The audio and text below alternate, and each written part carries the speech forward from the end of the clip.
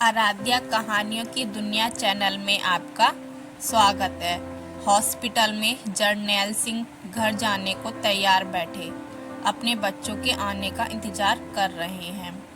उत्सुकता चेहरे से साफ झलक रही है। वह कभी खिड़की से बाहर झांकते तो कभी जरा सी आहट पर दरवाजे की ओर नजरें उठ जाती। समय को जैसे ब्रेक लग गया हो।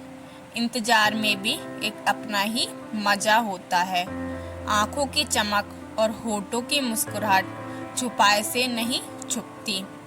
क्या बात है जनरल, बड़े खुश दिखाई दे रहे हो। खुश होने की तो बात ही है पीटर। पूरे 3 हफ्तों के बाद घर जा रहा हूँ। कौन आ रहा है लेने? घर जाकर हम सबको भूल तो नहीं जाओगे जनरल? आप तो सूटकेस वगैरह पैक करके ऐसे लग रहे हो जैसे कोई जेल से छूट रहा हो। भाई, हॉस्पिटल और जेल में ज़्यादा फर्क ही कहाँ होता है। इंसान 2 चीज़ों से ही तो डरता है, अस्पताल और जेल। दोनों में ही कैद मिलती है।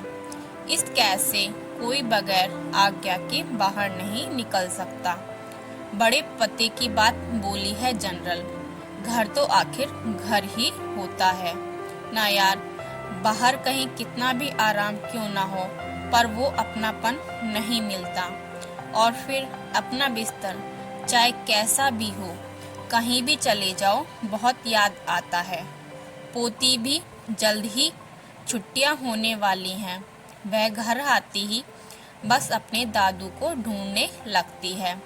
दादू भी तो दिन रात उसी के ही गुण गाते रहते हैं। और फिर भाई क्यों नहीं, मूल से ज्यादा सूद जो प्यारा होता है। बेटे का फोन आया कि कब आ रहा है। फोन की क्या जरूरत है, घर ही तो जाना है। यह इंतजार भी बहुत बुरी चीज होती है पीटर। मालूम है कि घर जा रहा हूँ, फिर भी न जाने क्यों एक धुकधुकी सी लगी हुई है। वाहेगुरु अपनी नज़र सव्वली रखे। बेचैनी कैसी खुशकिस्मत हो यार, तुम्हें इतना अच्छा प्यार करने वाला परिवार मिला है। मेरी तो एक ही बेटी है और वह भी नहीं पूछती। कैसे अपने ही माँ बाप को बूढ़े हो जाने पर बच्चे बोझ समझकर ओल्ड पीपल होम में फेंक देते हैं। होम वालों ने उसे मेरी बीमारी की सूचना भी भेजी थी, लेकिन एक बार भी देखने नहीं आई। कहीं कोई यह न कह न दे कि कुछ दिन के लिए अपने बाप को घर ले जाओ। पीटर ने आंखें पोंछते हुए कहा। तुमने मुझे दोस्त कहा है ना पीटर, तो अब उदास होना छोड़ दो। शायद मेरे वाहेगुरु और तुम्हारे गॉड ने इसीलिए हमें आपस में मिलवाया होगा। अब हम एक दूसरे का ख्याल रखेंगे। मेरी बहू बहुत अच्छी है, तुम कभी कभी हमारे घर आ जाया करना। वह बिल्कुल भी बुरा नहीं मानेगी। दोस्ती भी कितनी प्यारी चीज है।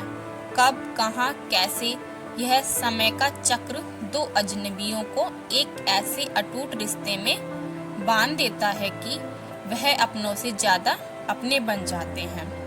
कभी तो यह रिश्ते यूं ही जुड़ जाते हैं और कभी अपने खून के रिश्ते भी धोखा दे जाते हैं। किसकी नज़र कब पलट जाए पता ही नहीं चलता।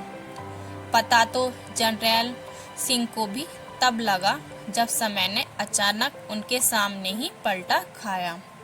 सुबह से ही बड़ी उत्सुकता से वह सूटकेस तैयार किए बच्चों का इंतजार करते रहे। एक ऐसा इंतजार जो कभी खत्म ना हुआ। वह कभी खिड़की के बाहर झांकते तो कभी कमरे में टहलने लगते। पीटर उनकी बेचैनी समझ रहा था। जर्नैल सिंह ने तो सोचा भी नहीं था कि कभी उनके जीवन में भी ऐसा तूफान आएगा।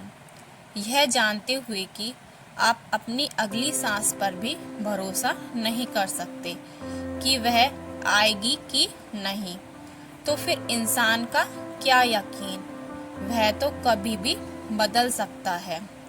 क्यों हम किसी आदत को अपने ऊपर इतना हावी होने देते हैं कि उसके छूटने पर जानलेवा तकलीफ हो।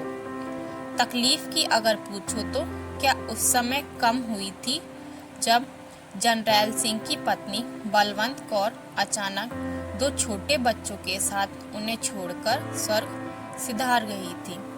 कितनी खुश थी वह भारत जाने के लिए, अपने गांव की सौंधी मिट्टी की सुगंध लेने के लिए।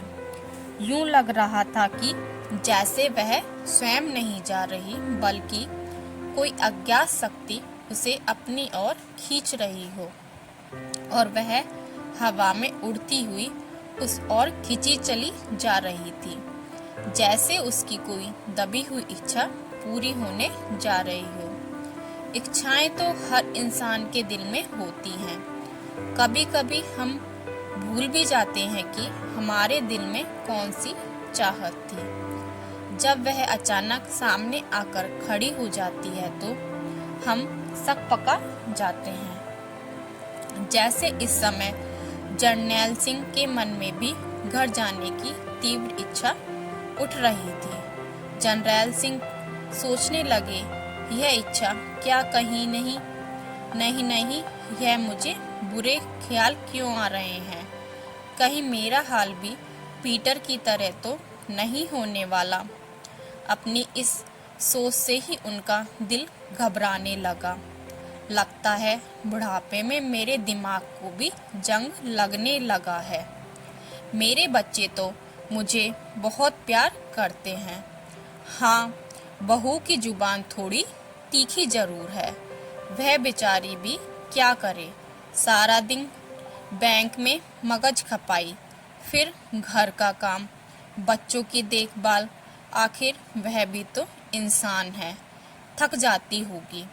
बस काम खत्म करके वह आते ही होंगे मुझे लेने, सोचकर जरनैल सिंह अपने दिल को तसल्ली देने लगे। तसल्ली तो उस दिन भी दिल को देनी पड़ी थी जब मेरी आंखों के सामने मेरी बलवंत दम तोड़ रही थी। जरनैल सिंह फिर पुरानी सोचों में खो गए। मैं कितना मजबूर और बेबस था जब वह भरी जवानी में मुझे और बच्चों को बिलखता हुआ छोड़ गई थी। कितने चाव से गर्मी की छुट्टियों में हम भारत आए थे बेबे से मिलने के लिए। बहुत ज़्यादा गर्मी के कारण बलवंत कौर ने बाजार से आई बर्फ का एक टुकड़ा अपने शरबत में डाल लिया था। बस वह एक टुकड़ा बर्फ ही बलवंत की जान का दुश्मन बन गया और हेजे की मार को उसका कमजोर शरीर न सह पाया। मौत किसी को पूछकर थोड़े ही आती है, उसका भी समय और जगह निर्धारित होते हैं। समय तो अपनी गति से बढ़ता जा रहा है, परंतु ये बच्चे क्यों नहीं आ रहे हैं। इंतजार करते हुए जरनैल सिंह कभी पुरानी यादों में खो जाते और कभी वर्तमान में आ जाते। ये यादें ही तो हैं जो इंसान के साथ साथ चलती रहती हैं।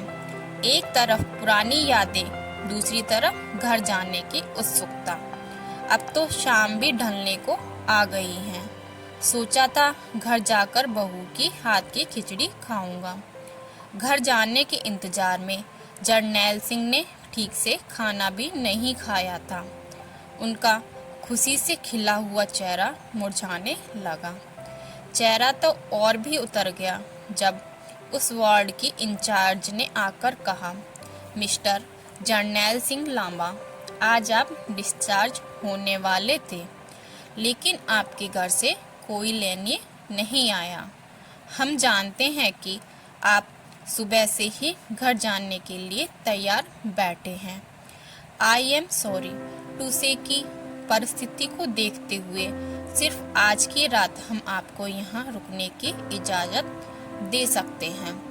मिस्टर पीटर एंग्रेव का इलाज भी खत्म हो चुका है, वह भी कल वापस होम जा रहे हैं। आपको यह कमरा दूसरे मरीजों के लिए छोड़ना होगा।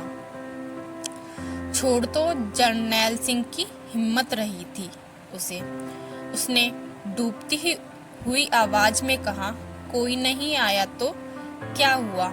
आप मेहरबानी करके मुझे एक टैक्सी बुला दीजिए। हो सकता है वो किसी काम में फंस गए हों। मैं स्वयं घर चला जाऊंगा।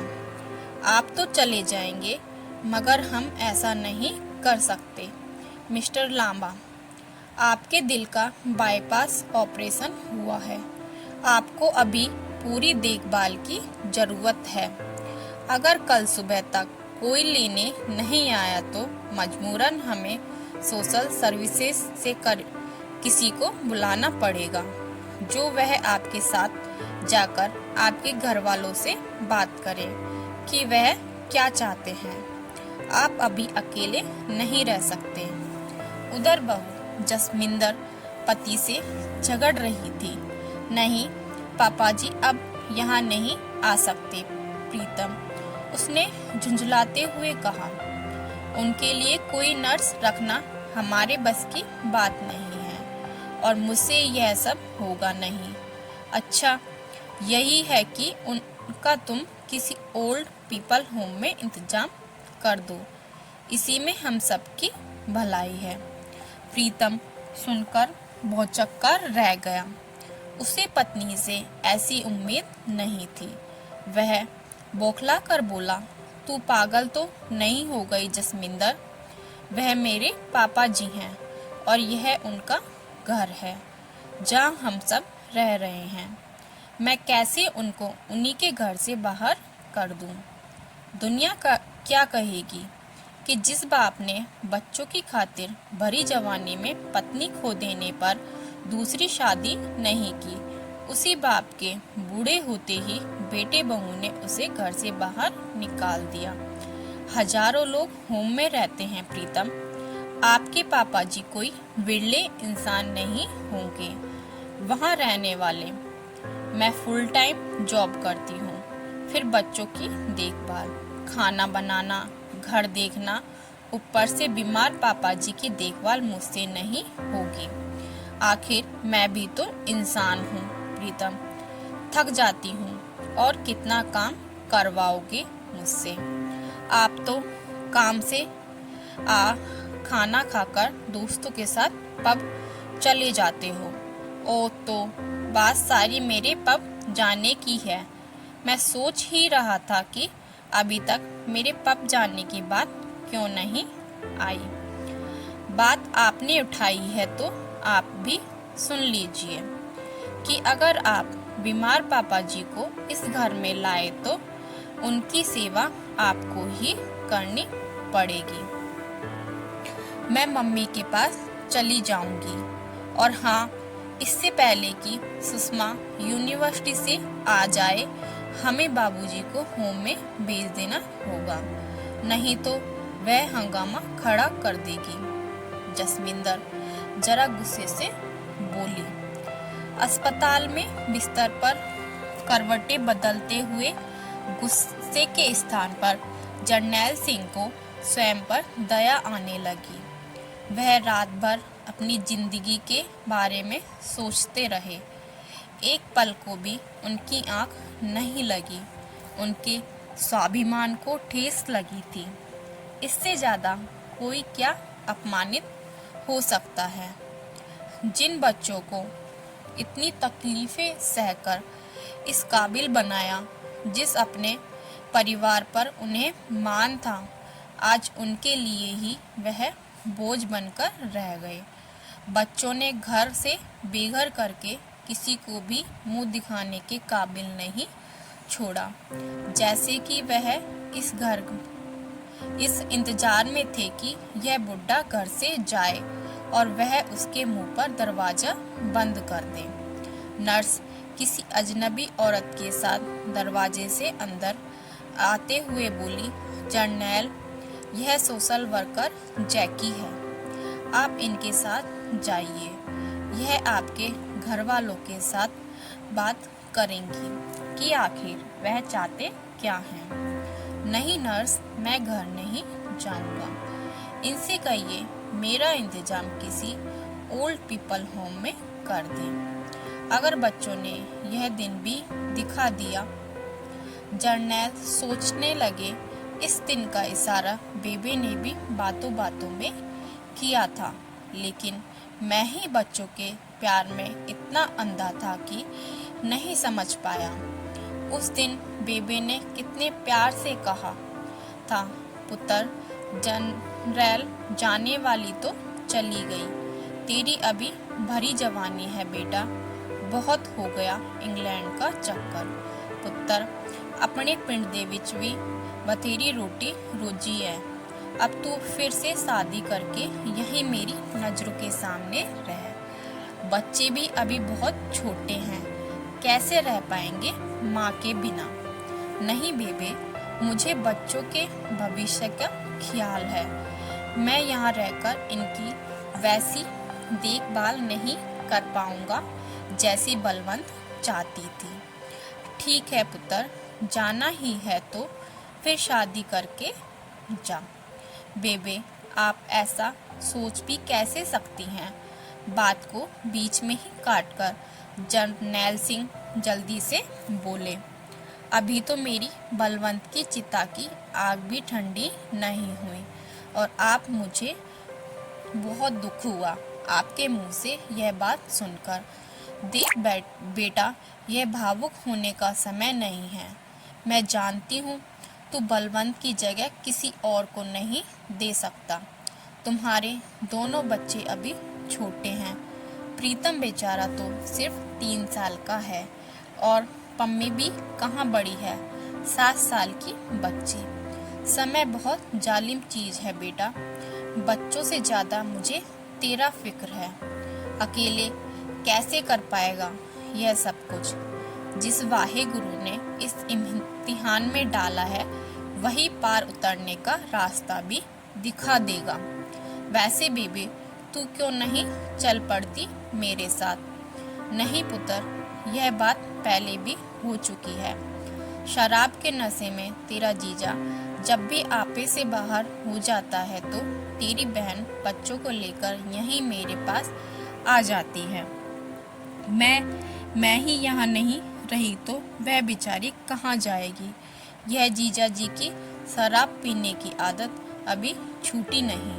कुछ आदतें जिंदगी का हिस्सा बन जाती हैं। बेबे, कल सवेरे दी मेरी फ्लाइट है, जा पुत्र, रब रखा। बस एक ही बात का डर है कि जिन बच्चों के लिए तू इतनी बड़ी कुर्बानी देने जा रहा है वो बुढ़ापे में तेरा सहारा बने। बुढ़ापा कले कटना बड़ा मुश्किल है पुत्र, आपके आशीर्वाद और उस वाहे गुरु की मेहर से सब ठीक होगा। जर्नैल सिंह की आवाज भर आई। बेबे, बलवंत नु तेरे कॉल छड़ चलिया, ओदा ख्याल रखी। बेबे आंखें पोंछती हुई दूसरे कमरे में चली गई। आंखें तो जर्नैल सिंह की भी भर आई थी बेबे की बात सोचते हुए। बड़े लोगों ने दुनिया देखी होती है, तभी तो वह दूर की सोचते हैं। जर्नैल सिंह ने हाथ से आंसुओं को हटाते हुए मन ही मन एक इरादा किया। दर्द सहने के बाद जो इरादे और स्वयं से वादे किए जाते हैं वह बहुत पक्के होते हैं, क्योंकि उनमें कुछ दुख, कुछ स्वाभिमान, कुछ गहरी चोटों के निशान होते हैं। घाव तो समय के साथ भर जाएंगे, परंतु उनके निशानों की टीस रिश्ती रहती है, जो दर्द से भी ज्यादा घायल कर जाती है। एक घायल इंसान कैसे हंसी में अपना दर्द छुपा लेता है, यह जर्नैल सिंह ने अब साबित करके दिखा दिया। कभी कभी बिना सोचे कही गई बात सच हो जाती है। आखिर मेरी कही बात सच हो ही गई ना पीटर। शायद तुम्हारा गॉड और मेरा वाहेगुरु हमारी दोस्ती निभाने की बातें सुन रहे थे। यार, तुम्हें तो अपने घर नहीं बुला पाया, लेकिन देखो ना, मैं तुम्हारे साथ तुम्हारे घर चल रहा हूँ। जर्नैल सिंह ने कहा लगाकर कहा। पीटर बड़े ध्यान से जर्नैल सिंह की ओर देखकर बोले, general, come on young man, मेरे कंधे पर सिर रखो और बह जाने दो इस सैलाब को, नहीं तो अंदर ही अंदर मेरी तरह डूबकर रह जाओगे। एक पल को जर्नैल की आंखों में दो मोती चमके। दूसरे ही क्षण पलके झपककर उन्होंने उन्हें उड़ा दिया और हंसकर बोले, मर्द कभी रोते नहीं पीटर, अब तो हम दोनों एक दूसरे का परिवार हैं। अपने परिवार के बारे में इंसान कितने मान के साथ बात करता है। एक एक दिन का जोड़कर आशियाना बना उसे अरमानों से सजाया जाता है। एक छोटे से घर के अंदर कैसे पूरा परिवार समा जाता है। घर से ज़्यादा सुरक्षित स्थान पूरी दुनिया में कहीं नहीं मिलता। एक छोटा बच्चा जब बाहर खेल रहा होता है तो अचानक कुत्ते के भौंकने की आवाज़ सुनकर या तेज वाहन को देखकर कैसे घर के अंदर भागता है, जिसे खून पसीने से सींचा हो। ज़रूरत के समय जब उसी के किवाड़ बंद हो जाएं, तो इंसान कितना असहाय हो जाता है। मैं स्वयं को असहाय नहीं होने दूंगा। यह जर्नैल सिंह का अपने से वादा था। वादा तो बेटे प्रीतम सिंह ने भी किया था कि पापा जी अगले साल माँ को गए हुए 40 साल हो जाएंगे। समय तो जैसे पंख लगाकर उड़ रहा हो। कैसे इतना समय बीत गया पता ही नहीं चला।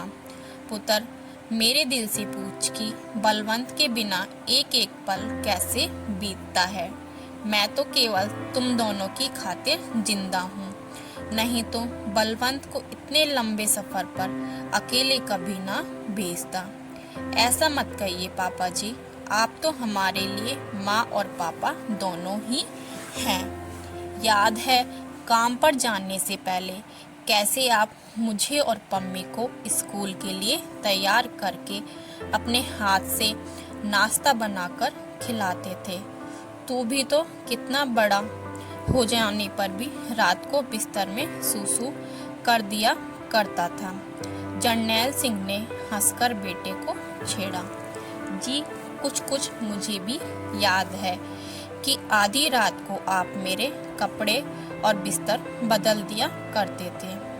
मैं तो दोस्तों से यही कहा करता था कि मेरे पापा सुपरमैन हैं, उन्हें रात को भी नींद नहीं आती। नींद तो पुत्र तेरी माँ का साथ देने चली गई थी। फिर किसी को दिया हुआ वादा भी तो निभाना था। तुम 40 साल की बातें करते हो बेटे, मुझे तो अभी भी यही महसूस होता है कि बलवंत मेरी बाहों में दम तोड़ रही है और मैं मजबूरी से उसे जाते हुए देख रहा हूँ। पापा जी क्यों ना अगले साल हम सब मिलकर भारत चलें, माँ को श्रद्धांजलि देने के लिए। प्रीतम ने पापा को उदास देखकर कहा। श्रद्धांजलि माँ को तो बाद में मिलती, पहले जिंदा बाप को ही बेटे ने उसे घर से बाहर धक्का देकर दे दी। अच्छा है प्रीतम की माँ यह दिन देखने से पहले ही चली गई थी, नहीं तो बेचारी बहू बेटे की इस शर्मनाक हरकत पर जीते जी ही मर चुकी होती। जिसे मरना चाहिए था वह तो इतना बड़ा अपमान सहकर भी जिंदा खड़ा है। सच जर्नैल सिंह तेरी बड़ी सख्त जान है। बलवंत के जाने के बाद तो बच्चों के बहाने जिंदा था, मगर इतनी बड़ी बेइज्जती के बाद तो किसी अच्छे भले मानस का भी हार्ट फेल हो सकता है, और तू दिल का मरीज होकर भी खड़ा है। अपने नए घर के छोटे से कमरे की खिड़की के पास खड़ा जर्नैल सिंह बाहर एक बाप बेटे को खेलते हुए देखकर सोचने लगे कि कौन जाने बड़ा होकर यह बेटा अपने बाप के साथ कैसा सलूक करेगा। अच्छा है जो इंसान इस दिन के लिए पहले से ही तैयार रहे। खाना तैयार है जर्नैल सिंह, पीटर ने कमरे का दरवाजा खटखटाकर कहा। बाहर निकलने से पहले जर्नैल सिंह सारी उदासी कमरे में ही छोड़ गए। यही तो इनकी विशेषता है कि दिल को दर्द कभी चेहरे पर नहीं आने देते। जर्नैल सिंह के आने से इस ओल्ड पीपल होम का माहौल ही जैसे बदल गया। अब शाम को कोई भी अकेले अपने कमरों में नहीं बल्कि हॉल में इकट्ठे बैठकर कोई ताश, कोई डोमिनोज और कोई चेस खेलता हुआ दिखाई देने लगा। होम में कुछ भाग्यशाली ऐसे भी थे जिनके रिश्तेदार हर सप्ताह उनसे मिलने आते थे और कुछ बेचारे अपनों का इंतजार करते रहते जो कभी खत्म ना होता। यही इंतजार तो अब उसी होम में रहने वाली एलिज़ाबेथ भी करने लगी थी अपने भांजे का, जिसने मतलब पूरा हो जाने के बाद कभी मुड़कर भी नहीं देखा। उसे उदास देखकर जर्नैल सिंह ने समझाया, हम उनका इंतजार क्यों करें एलिज़ाबेथ, जिन्हें हमारी परवाह ही नहीं। परवाह तो मेरी वह बहुत करता था जनरल, जब तक मैंने उन कागजात पर साइन नहीं किया था। मेरी प्रॉपर्टी तो वैसे भी उसी के पास जानी थी, उसके सिवा मेरा और कोई है भी तो नहीं। तुम्हारा कोई क्यों नहीं है एलिज़ाबेथ, हम हैं ना सब एक दूसरे के लिए। जब वह हमें नहीं पूछते तो हम उनके लिए आंसू क्यों बहाएं। हमें भी उन्हें कुछ सबक तो सिखाना ही चाहिए। सबक तो सबसे पहले जर्नैल ने सिखाया अपने बच्चों को। जब अरे यह हमारे घर के बाहर सेल का बोर्ड किसने लगाया। जसमिंदर काम से घर आई तो हैरान रह गई। वह प्रीतम के आने का इंतजार ना कर सकी और बोर्ड पर से नंबर लेकर फोन घुमा दिया। जी मैं 24 मिडल एवेन्यू से बोल रही हूँ। शायद आपका आदमी गलती से हमारे घर के बाहर सेल का बोर्ड लगा गया है। नहीं मैम, कोई गलती नहीं हुई। मिस्टर लामा की परमिशन से ही बोर्ड लगाया गया है। लेकिन मिस्टर लामा ने मुझसे तो कोई कुछ नहीं कहा। फिर कुछ सोचकर बोली, कौन से मिस्टर लामा? जी मिस्टर जर्नैल सिंह लामा मैम। जर्नैल जसमिंदर के हाथ से फोन छूट गया। उसके हाथ ही नहीं पूरा शरीर गुस्से से कांप रहा था। पापा जी की यह हिम्मत, हमसे पूछे बिना वह हमारे घर को सेल पर कैसे लगा सकते हैं। आने दो प्रीतम को, आखिर उसके बाप ने अपनी औकात दिखा ही दी। कितनी बार प्रीतम से कहा था कि घर के कागजात पर साइन करवा लो पापा जी से, कोई मेरी सुने तब ना। अब भुगतो। यह बोर्ड हटाने के लिए मजबूरन बुड्ढे को घर लाने का ढोंग करना ही पड़ेगा।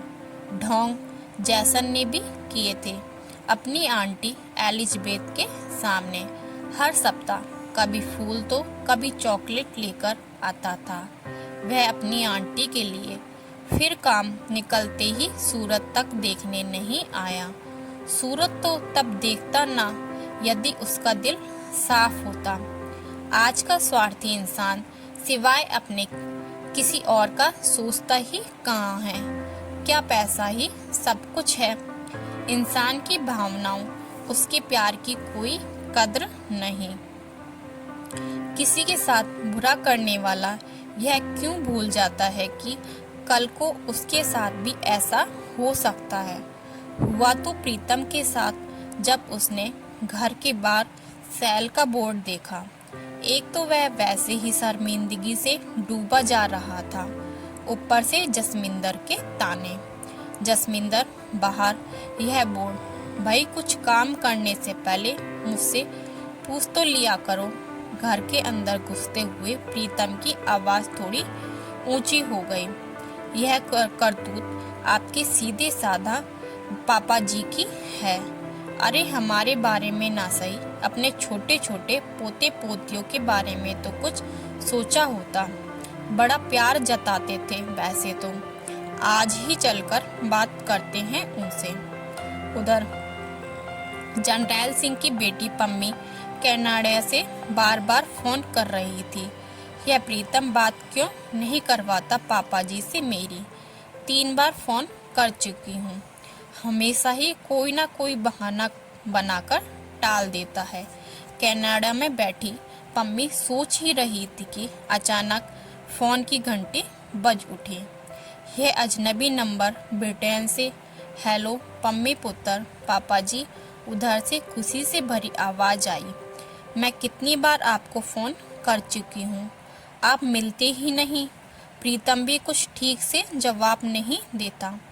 आप ठीक तो है ना पापा जी? मैं बिल्कुल ठीक हूँ मेरे बच्चे, अभी इस बुड्ढे को कुछ नहीं होता। बहुत सख्त जान है।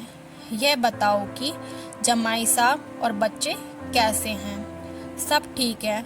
मुझे तो यूँ लग रहा था कि इतनी दूर कनाडा भेजकर आप अपनी बेटी को भूल ही गए हैं।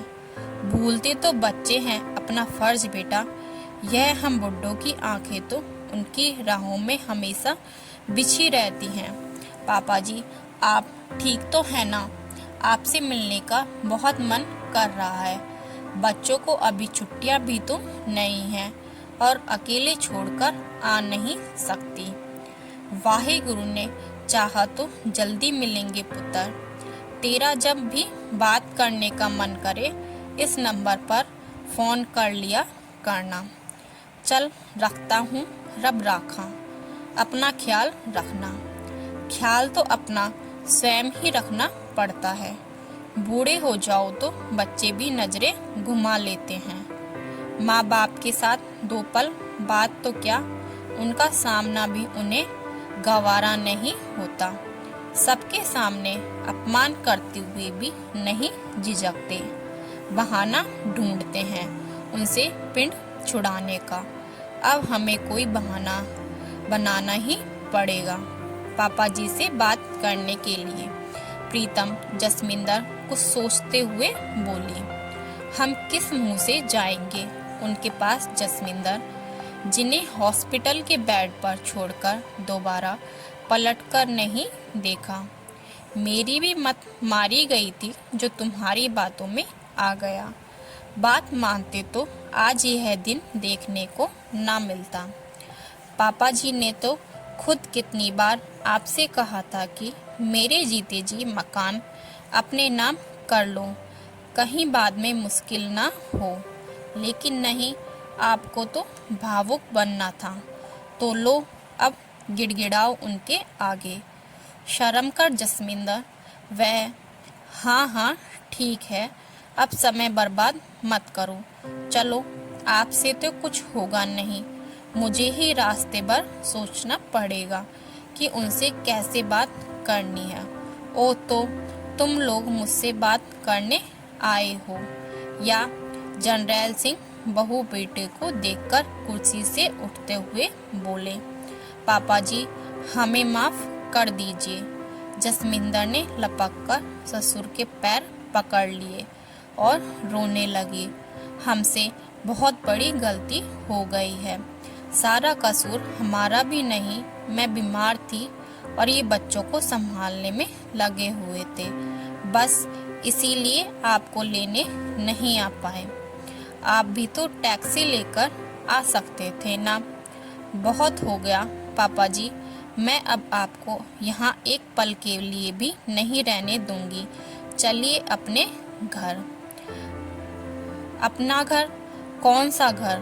किसका घर जिसका दरवाजा तुमने मेरे मुंह पर दे मारा? प्रीतम अपनी घरवाली को बोल यह मगरमच्छ के आंसू संभाल के रखे और कहीं और काम आएंगे। मगरमच्छ के आंसू जितने ठंडे होते हैं दांत उतने ही तेज। मैंने दोनों ही देख लिए हैं पुत्र। आंसू से वो जो इस बूढ़े की आंखों से बहे थे। दिल का खून कतरा कतरा टपका था इन पलकों से जब तुमने मुझे अपने ही घर से बेघर किया था। अरे मूर्खो, घर दा बुजुर्ग ते दरवाजे दा जंदरा होंदा है। जब अपने हाथों से ही उस ताले को तोड़ दिया जाता है ना तो बाहर वालों को अंदर आने से कोई नहीं रोक सकता। घर की इज्जत एक बार जब चार दीवारी के बाहर चली जाती है तो लोगों की जुबान कैंची और नजरें तीर बन जाती हैं। तीर तो इस सीने ने खाए हैं और वह भी अपनों से। तुम नौजवान बुजुर्गों की कीमत क्या जानो, जो घर का जिंदरा ही नहीं होता, बल्कि तुम जब भी घर आओ बाहें खोलो, मुस्कुराता हुआ कोई तुम्हारा स्वागत करता हुआ मिलता है। कभी पूछो उनके दिल से, जिन्हें सूने ठंडे घर का ताला स्वयं खोलना पड़ता है। प्रीतम, तुम्हें मैं दोस्त भी क्या दूं? तुम तो शुरू से ही कमजोर रहे हो। छोटे से छोटा फैसला करने के लिए भी तुम दूसरों की शक्ल देखते रहते हो। दूसरों के सहारे ऐश करना छोड़ो। जब रोज पकी पकाई थाली सामने आती है तो उसमें बहुत से नुक्स दिखाई देने लगते हैं। जिस आसियानों को तिनका तिनका इकट्ठा करके बनाया और सजाया जाता है, उसके लुटने का गम। जर्नैल सिंह की आवाज भर आई। अब इन सूनी आंखों और खाली हाथों में कुछ भी बाकी नहीं बचा। जाओ बच्चों, दूसरों की खिड़की में झुकना छोड़ो और अपना आशियाना स्वयं बनाओ। वाहेगुरु से यही अरदास है कि तुम्हें कभी यह दिन ना दिखाए। अरे ना शुक्र, किसके लिए यह सब ढोंग रचाए जा रहे हैं? इस कागज के टुकड़े के लिए। यह तो वैसे भी तुम्हारा ही था। यह लो, जर्नैल सिंह ने घर के कागज दूर फेंकते हुए कहा। ये लो, उठाओ इस फसाद की जड़ को, और इससे पहले कि इस बुल्ले के मुंह से कोई अपशब्द निकल जाए, दूर हो जाओ मेरी नजरों के सामने से। आज मैं अपने आप को लावारिस घोषित करता हूँ। प्रीतम सिंह रोते हुए आगे बढ़ा जर्नैल सिंह के गले लगने के लिए, परंतु उन्होंने बेटे को हाथ के इशारे से वहीं रोक दिया और अपने कमरे में जाकर अंदर से दरवाजा बंद कर दिया। तो दोस्तों, कैसी लगी हमारी कहानी? अगर पसंद आई हो तो लाइक, शेयर एंड सब्सक्राइब करना ना भूलें।